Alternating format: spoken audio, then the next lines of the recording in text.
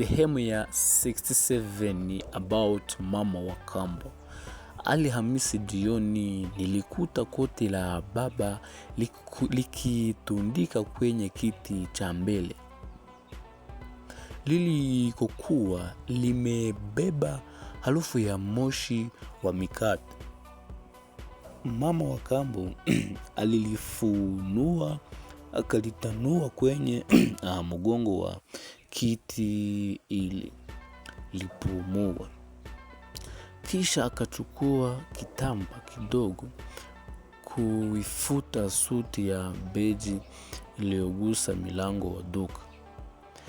Sikuuliza kwa nini hakulipeleki kufuliwa mara moja. Nilimtazama tu akifanya taratibu ndogo. Kupuliziwa harufu, kuangalia mfuko kama kuna risiti, kushona uzi uliodondoka kwenye kifungo cha kitufe. Nilipoenda kuchukua kitabu chumba cha kulala, aliniambia litia hanga ya mbao, si ya waya. Sikujua tofauti, lakini niliti. Alitundika koti, akacha wazi kidogo dirisha ile hewa ingie. Kisha akasema usiku mmoja utatosha. Ilikuwa elimu isiyofundishwa. Mambo mengine yanahitaji pumuzi, si sabuni.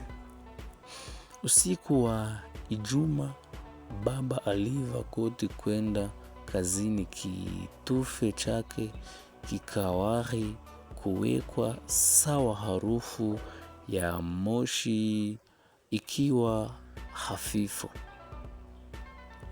Sikumusikia mama wa kambo akisema nimelitengeneza, wala baba hakubainisha lilipumzika. Mimi nilijua tu kuwa hanga ya mbao ilikuwa imesalimisha bega la koti.